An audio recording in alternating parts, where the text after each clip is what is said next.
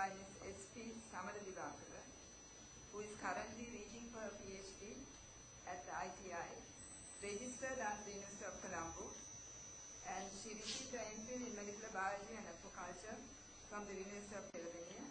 She has been a scientist in the molecular disease diagnostic section of GTech, Sri Lanka for the past 5 years, and at present works as a visiting scientist and lecturer in the same institute. Her research interests include agricultural biotechnology, including DNA barcoding and fingerprinting of animal and plant species, and bioactivities of other products. Thank you, Madam. Good afternoon. The title of my presentation is Acetylcholinesterase Inhibitory and Antioxidant Activities of Caesalpinia bonduc bark. Now, Caesalpinia bonduc is widely distributed in the Caribbean and the subtropical regions of Asia. It is a thorny shrub belonging to the family Fabaceae, and it has been widely used in the medicinal systems in countries such as Bangladesh, India, as well as in Sri Lanka. In Sri Lanka, it is commonly called as humburu, and locally it is used in the treatment of diabetes, elephantiasis, chikungunya fever, toothaches, and even on skeletal fractures. As you all know, as of recently, there's been growing interest on the medicinal plant research. Therefore, even Caesalpinia bonduc has undergone several pharmacological and phytochemical studies, and as a result of the many activities and chemical constituents this plant possesses. But however, till date, nobody has looked into the acetylcholinesterase inhibitory activity of this plant. So what is acetylcholinesterase inhibitory activity and why it is important is because it comes into play when we talk about Alzheimer's disease. Alzheimer's disease is the most common form of dementia characterized by the loss of memory and cognitive abilities of a person. Famous characters such as former US President Ronald Reagan and Margaret Thatcher, known as Iron Lady, were unfortunate victims of Alzheimer's disease. So the risk factor is the age, and it's a very burdensome health problem associated with aging, not only to the patient but as well as its caregiver.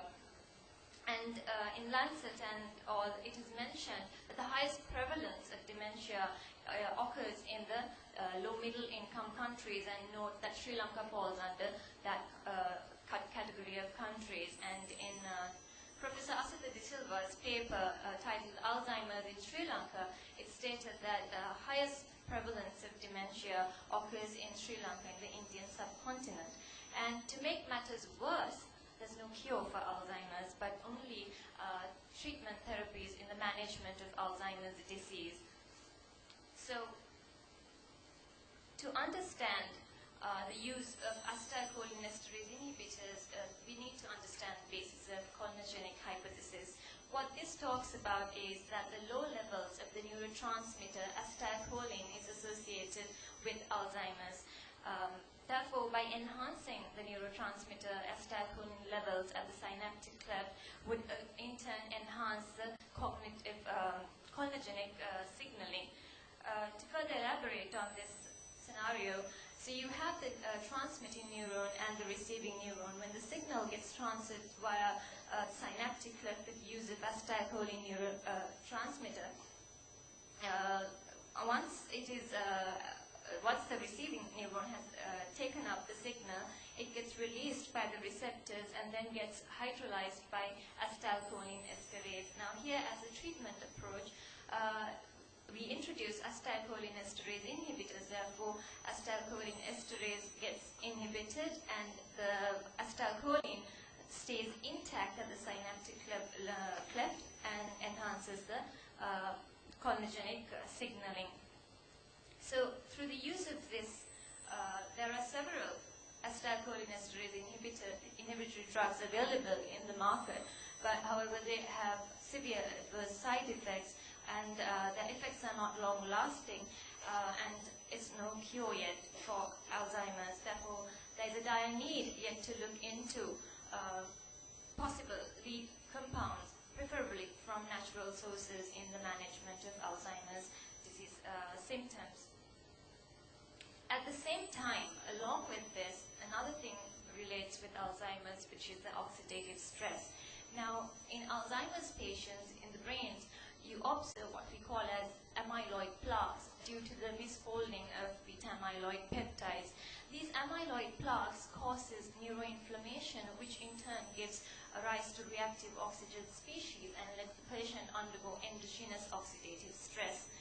Likewise, these kind of endogenous oxidative stress, you and I, we all also go through exogenous oxidative stress factors such as UV radiation, unhealthy diets, cigarette smokes, which gives rise to ROS, or free radicals, which damages our cells and plays a key pathogenic role in aging and in the generation of neurodegenerative diseases, cardiovascular diseases, cancers, etc.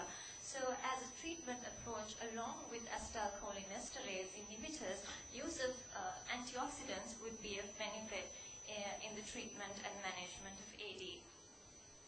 With the light of that information, so the objectives of this study is to determine the acetylcholinesterase inhibitory and the antioxidant activity of the bark of Caesalpinia bonduc. In a snapshot, the research pipeline goes as: we have the ethanolic extract, then we subject it to evaluate for its antioxidant and ACH inhibitory activity. Here we have not confined ourselves to only one antioxidant assay, but to three, namely DPPH free radical scavenging assay, ferrous ion chelating assay, and ferric reducing antioxidant power. And the ACH inhibitory activity is done by using Elman's method.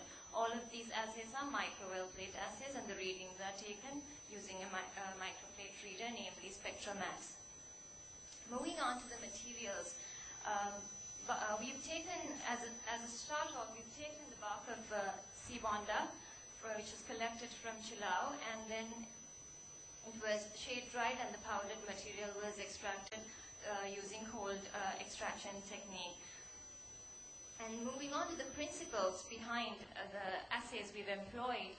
As for the ACH inhibitory assay, so you have the acetylcholine as a substrate. When this gets hydrolyzed by acetylcholinesterase, the thiacholine together with the Elman's reagent, which contains DTNB, forms a yellow anion. Now when you introduce an inhibitor, the substrate does not get hydrolyzed, therefore the production of yellow anion decreases. So this is measured at a wavelength of 12 nanometers for a period of 15 minutes. The kinetic parameter Vmax is used in the calculation of percentage inhibition and then IC50 value. As for the principles of the antioxidant assays, as you all know, DPPH is a highly unstable free radical in a dark purple color form.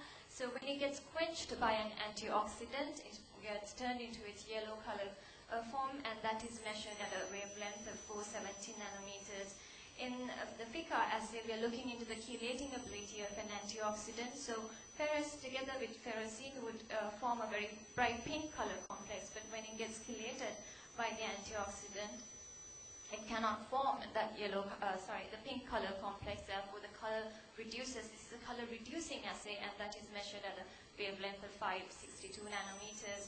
When it comes to the FRAP assay, which looks into the reducing power of an antioxidant, when ferric gets reduced to ferrous, together with TPT said, it forms a nice bright blue complex. So this is a color developing assay, and that is measured at a wavelength of 593. And here, the results are expressed in milligram Trolox equivalent per gram of extract using the standard curve plotted for Trolox. Moving on to the results and discussion, as you could see, ACH inhibitory activity given for the crude ethanolic extract is 190 ppm compared to galantamine, the clinical inhibitor, which is very low, 0.46. So I would say it's a moderate activity. As for the antioxidant results, DPPH has given a value of 83 ppm compared to its standard Trolox, which is only 4.5.